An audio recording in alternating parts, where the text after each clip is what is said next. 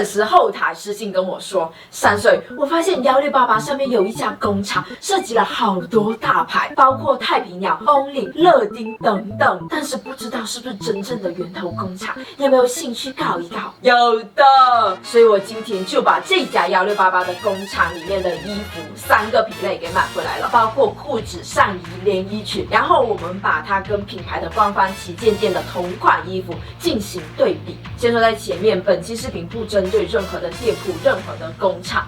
如果你感兴趣，请跟我继续往下看。首先是 One More 的裙子 ，One More 的裙子在官网旗舰店它的价格要299，但在1688这家工厂上，同款的裙子只要69。这款裙子我真是纠结了很久，因为它们的相似度超级高。我也问了我周围的朋友，他们甚至觉得1688的这件更好。这样我逐步展开讲，上身效果来说，的确是1688的这件会更好。它们都是 M 码，但是旗舰店这件上身会比较瘦。而且它领口这里的内衬会不刺控的露出，而1688的这个刚好说不出是哪里，但是全身都会觉得很合适。现实上来看，它们2个颜色是一样的。好，接下来说一下它们的不同。先说明一下，1688工厂的这件它是没有标签的。其实它们的不同真的不多。首先呢，它的第一个不同在于它胸部纽扣的设计。1688这个是活动纽扣，可开可关，而旗舰店这个的纽扣它是用针线封死的。第二个是布料的重量，旗舰店的布料会比1688的这个布料要重要厚。第三个就是背部拉链这个细节是不同的。今天我犹豫的一个点是，因为它2者的相似度实在太高了，虽然细节有所不同，但是品牌代工厂基于保密协议，他们也不可能出现完全一模一样的衣服，所以就造成了很难判断的情况出现。回到这个衣服上来，其实我觉得1688店铺的这个裙子质量是还不错的，穿上去会让人家觉得很贴身，穿得整整齐齐，气质干干净净。当然了，气质干干净净是不能只依靠衣物的，还要脸干净。所以给大家分享一下我最近一直在用的洁面仪。一开始我也很不习惯用洁面仪的，但是我第一次被别人种草使用了之后，我整个下午都在感叹，感觉我的脸如管新生，光滑鲜亮，吹弹可破。日常我们用洗面奶清洁的是皮肤的表面，而洁面仪可以通过声波的震动，帮助我们把毛孔里面的脏东西给震出来。这个是福贝丽洁面仪，大家可能都听过一个 Luna 洁面仪这个品牌，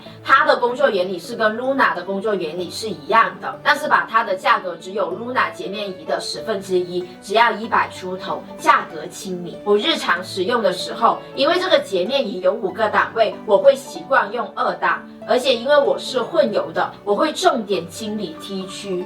它这个刷头是针对 T 区的，针对容易出油的地方。现在我是刚刚用了 Elta 的洗面奶的，是这么念吧？然后这个洗面奶的泡泡是比较浓密的，刚好非常适用我这个洁面仪。洁面仪它拥有一个特别的弧度设计，非常贴合我们的脸部，尤其是我们鼻翼难清洗的部位。洁面仪的刷毛柔软，上脸按摩比较舒服，敏感肌也可以用。这段时间使用下来，我感觉我的皮肤变得光滑很多，也不怎么长痘痘和闭口。如果大家想买洁面仪，我强烈推荐这一款给大家。再次搜，第二个是欧领的裤子。欧领的这个工装裤的款式是真的很好看的，在旗舰店欧领的这款裤子的价格是549，在1688的话，同款的裤子是99。先看上身效果，远看的时候真的是感觉是一模一样的。我第一次见到它的时候，我都觉得有点傻眼了。旗舰店我买的码数是买小了1码，买了 S 码，所以会贴身一点。我最近瘦了4斤，前段时间呢，我还是照常买 M 码的，因为我本来就是标准的 M 码身材，从来没有变过。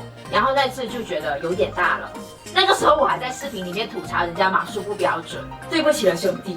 然后对比这2条裤子，还是能够明显感受到不同的。首先是布料，它们布料上面的条纹感很像，它们颜色也没有太大区别，但是旗舰店的这个布料呢会更柔软。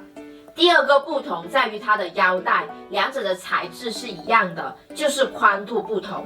1688的这一款大概在3.2公分左右，而旗舰店的话在3.8公分。第三个，我们可以观察一下他们的标签，两者的标签某些细节写的是一样的，但是二维码你们可以试着扫一扫，1688是没有办法扫出来的。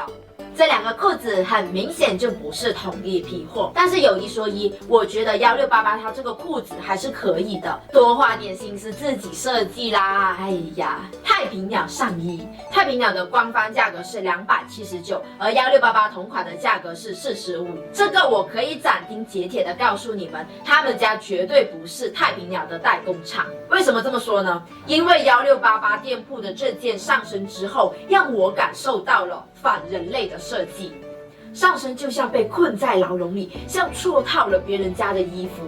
但是旗舰店的这件上身是没有的，它最多让我感受到，这件衣服不适合我。然后细节上找不同，一是它们虽然都是白色的料子，但是旗舰店的这个不透。我试穿的时候是穿了深色的内衣的，但是没有影响的。但如果是1688店铺的这件，是能够看到我深色内衣的廓形的，这个证明了两者的材料很不一样。第二个是这个珍珠带子不同，旗舰店的这款是多了一个银色小球，而1688店铺这个则没有。第三个就是做工，大家看到衣领这个位置，缝线手法其实很不同，这个自己体会。总结上来说，这个1688的店铺毫无疑问都不是这些大牌的源头工厂或者代工厂，他们家的这个质量还是挺值得它这个定价的。